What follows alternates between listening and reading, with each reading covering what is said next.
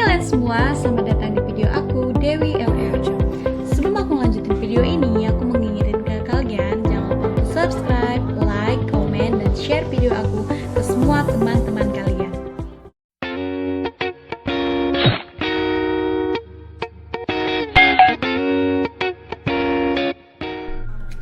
Oke, kali ini aku akan membahas mengenai 5 kasus nyata para pengidap DID yang ada di dunia.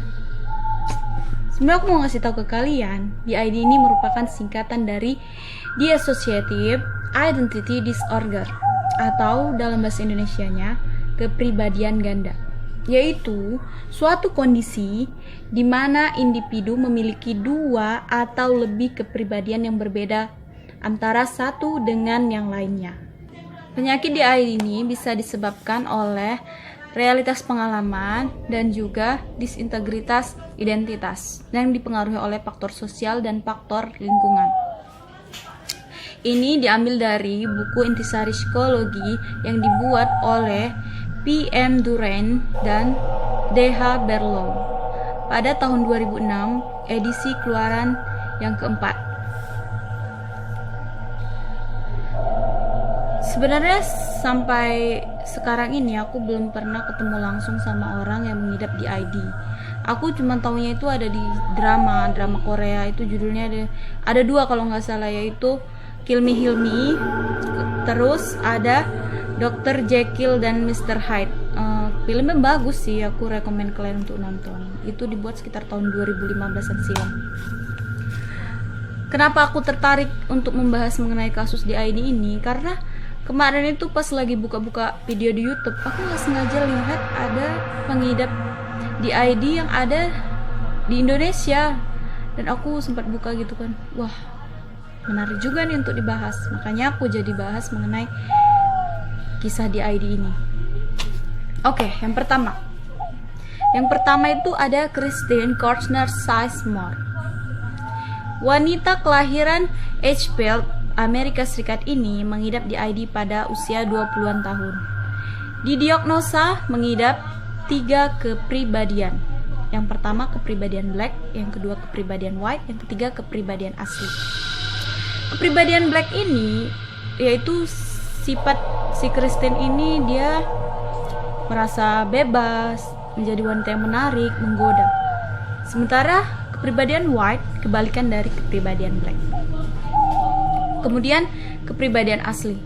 Kepribadian asli ini merupakan gabungan antara kepribadian black dan kepribadian white yang merupakan sifat baiknya, lalu dengan emosi yang lebih stabil. Penyebab terpecahnya kepribadian Christine Sizemore yaitu pada masa kanak-kanak dia pernah menyaksikan 2 kematian dan sebuah kecelakaan dalam kurun waktu 3 bulan. Kisah dari Christine Sizemore ini sudah dibukukan oleh 2 orang psikiater dengan judul The Three Phases of EP, di mana EP ini merupakan nama samaran dari si Christine itu sendiri. Yang kedua, Melanie Godwin. Wanita yang berasal dari Inggris ini didiagnosa mengidap 9 kepribadian ganda, di mana dia ini sudah kehilangan ingatannya dari umur 16 tahun ke bawah. Jadi dia nggak ingat sebelum umur 16 tahun ke bawah itu, dia pokoknya nggak ingat apa-apa. Di suatu waktu dia akan sangat menyukai kopi, di waktu yang lain dia tidak menyukai kopi. Kepribadian dari si Melanie Godwin ini dipisahkan berdasarkan tentang umur. Jadi ada yang umur 3 tahun, ada umur 16 tahun, dan seterusnya. Di mana hal yang menyatukan ke-9 kepribadian dari Melanie Godwin ini adalah upaya untuk mendapatkan kebebasan dari pelecehan seksual.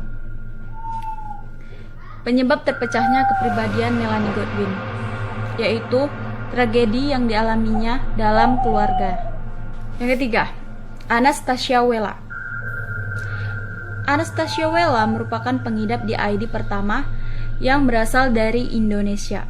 Ini nih yang aku lihat tadi di video di YouTube tuh, Anastasia Wella ini.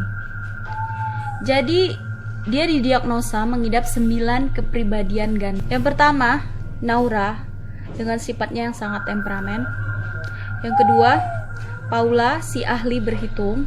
Yang ketiga, Saraswati, si model dan penari.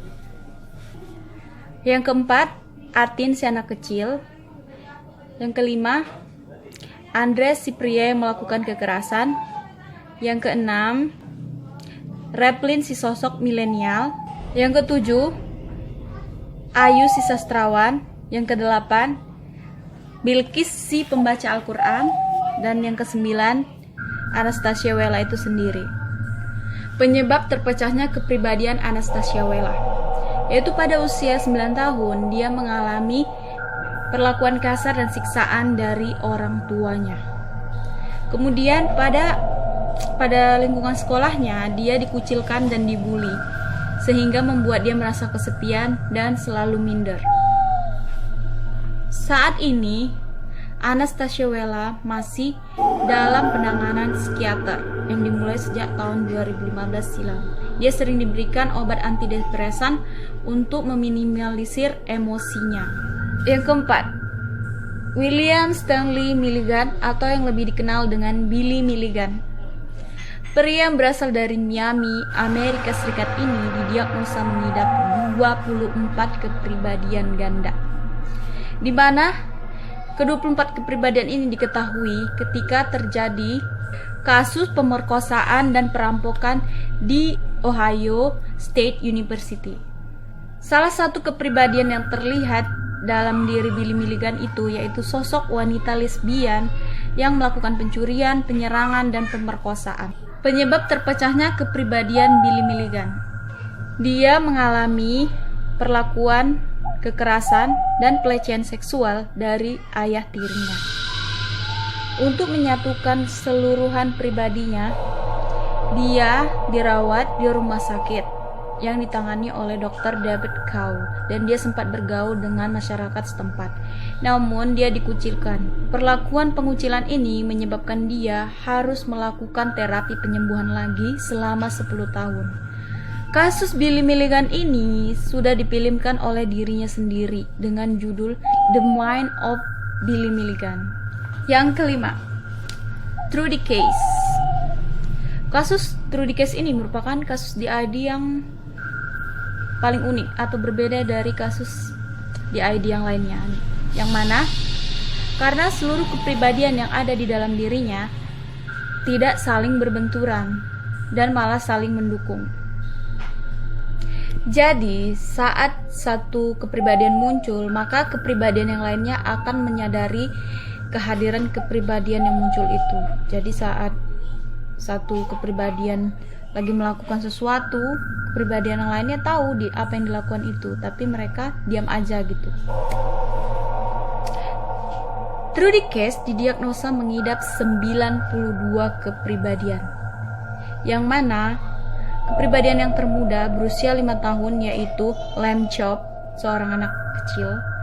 Kemudian kepribadian yang tertua berusia 1000 tahun yaitu Ean, seorang penyair dan filsuf Irlandia. Penyebab terpecahnya kepribadian Trudy Case yaitu pada usia 2 tahun dia mengalami kekerasan dan pelecehan seksual dari ayah tirinya. Kemudian pada usia 12 tahun mengalami siksaan emosional oleh ibu kandungnya. Jadi dari kelima kasus DID ini diketahui bahwa penyebab utamanya yaitu trauma pada masa kecil. Maka dari itu bagi semua orang tua yang ada di dunia ini harus benar-benar teliti dan cerdas dalam mendidik anaknya, yaitu mendidik dengan kasih sayang. Jangan sampai disiksa apalagi dipukuli. Itu menurut aku, mungkin menurut kebanyakan orang juga seperti itu. Oke guys, itu dulu video yang bisa aku bagikan ke kalian. Semoga kalian suka dan ini menjadikan sebuah pelajaran untuk kita semua. Dan sekali lagi jangan lupa subscribe, like, comment, dan share video aku ke semua teman-teman kalian. Tunggu aku upload video berikutnya ya. Dadah.